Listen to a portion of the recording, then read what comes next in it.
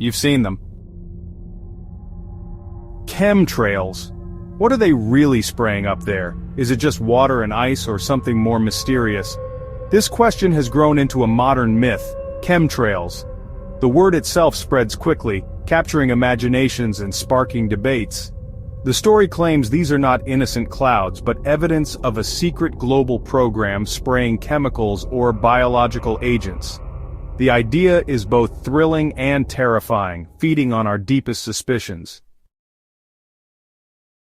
Things you only talk about at the back of the cave.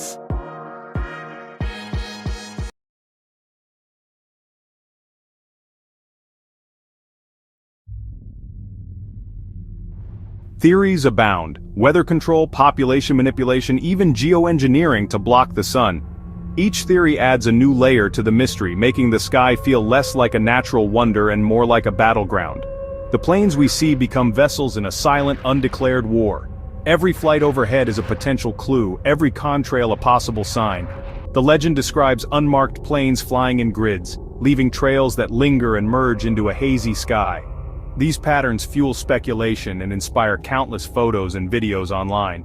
The white lines are no longer just lines, they're clues to a puzzle. Each intersection, each lingering trail is a piece waiting to be solved.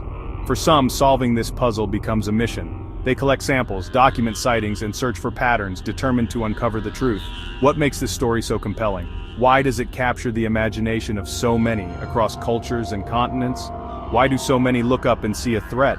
What is it about the sky that makes us question what we see? The answers lie not just in the sky, but in the stories we tell ourselves. Our need to make sense of the unknown shapes the way we see the world. The chemtrail myth is more than a theory. It's a reflection of our fears and our need for answers. It's a mirror for our anxieties about power, control, and the unseen forces that shape our lives. Every story has a beginning, and the chemtrail conspiracy traces back to the mid-1990s. In those years, a new kind of curiosity and suspicion began to take hold as people noticed unusual patterns in the sky. What seemed like ordinary airplane contrails suddenly became the subject of intense speculation and debate. The term chemtrail gained traction in online forums, where people shared unconventional ideas far from the mainstream. These early digital communities became breeding grounds for theories, as users swapped stories, photos, and personal observations, fueling a sense of shared discovery. Observations of persistent jet trails merged with anxieties about government secrecy and environmental health. People wondered if something more sinister was happening above their heads, and the idea quickly spread beyond fringe circles. A 1996 Air Force paper, Weather as a Force Multiplier, discussed weather modification for military purposes. The document, though technical, was interpreted by some as evidence that governments were experimenting with the very skies. For believers, this was a smoking gun, proof of secret programs. The idea that powerful institutions might manipulate the weather or even the population was both thrilling and terrifying. Late-night radio shows like Coast to Coast AM amplified the theory, broadcasting it to millions. These programs gave a platform to callers and guests who shared their suspicions, turning the theory into a cultural phenomenon. Suddenly, people looked up with suspicion. Everyday sights became sources of anxiety, and the sky itself seemed to hold secrets. The narrative was simple and compelling, resonating with growing distrust of authority. It tapped into broader fears about transparency, power, and the unknown.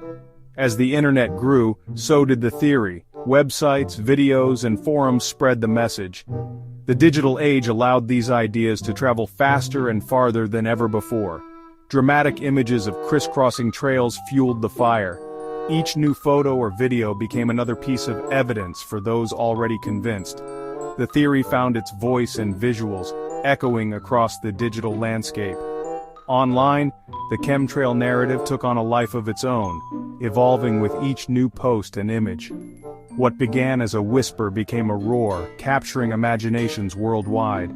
The idea spread from small groups to large gatherings, uniting people across continents in shared suspicion. the chemtrail legend was born, forever changing the way many people viewed the sky above them. At the heart of the chemtrail conspiracy are a set of core beliefs.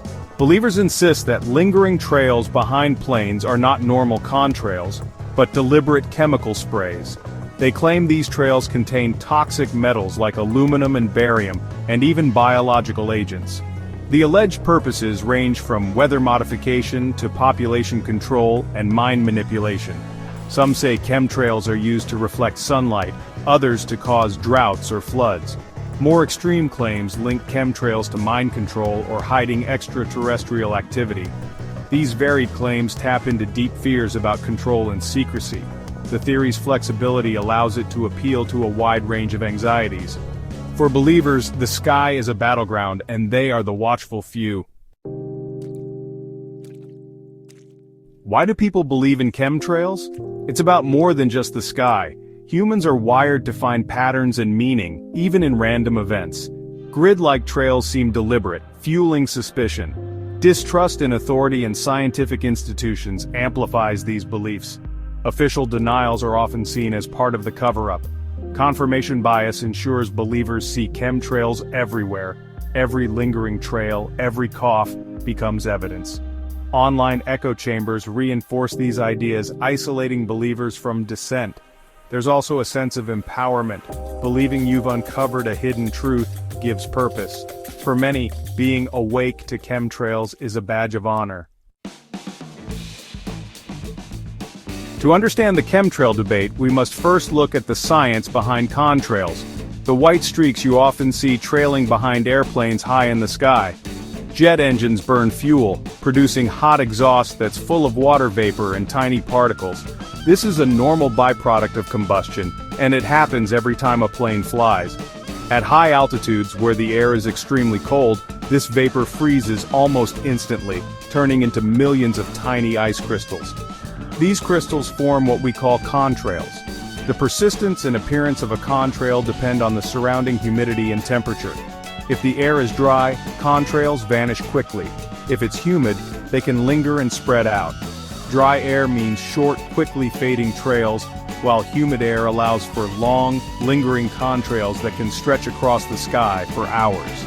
Those grid-like patterns you sometimes see, they're simply the result of busy flight corridors and intersecting flight paths, not evidence of secret operations. Contrail shapes can vary dramatically depending on wind speed, direction, and turbulence. This creates everything from thin, straight lines to wide, billowy clouds.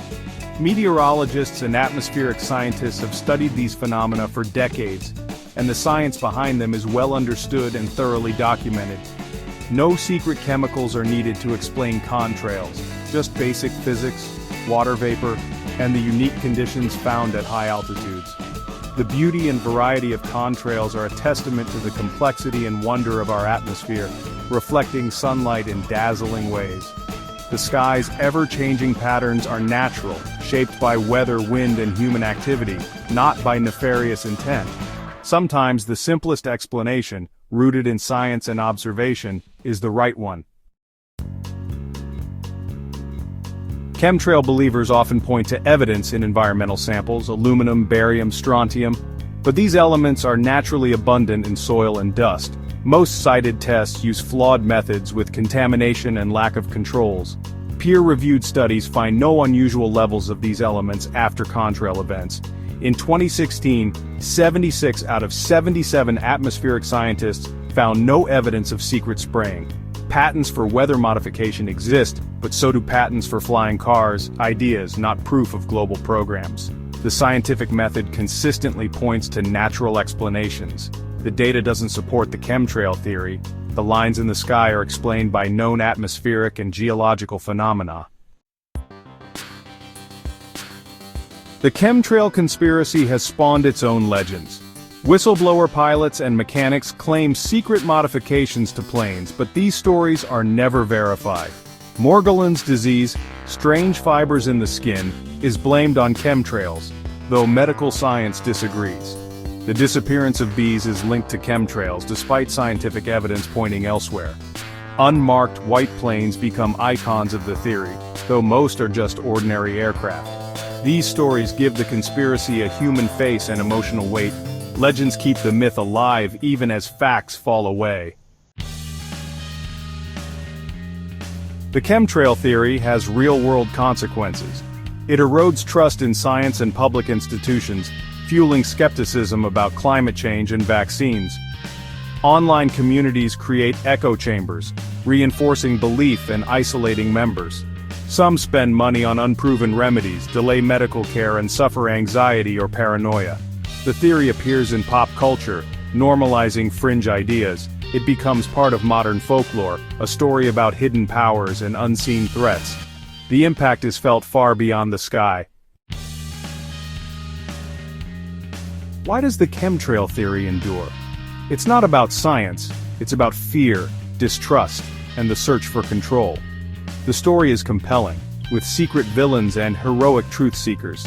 The internet amplifies and sustains the myth, spreading it to new audiences. The sky becomes a canvas for our anxieties and wonder. The chemtrail theory is a modern myth, a cautionary tale about how easily we can be deceived. In the end, it's a reflection of our need for answers in a complex world.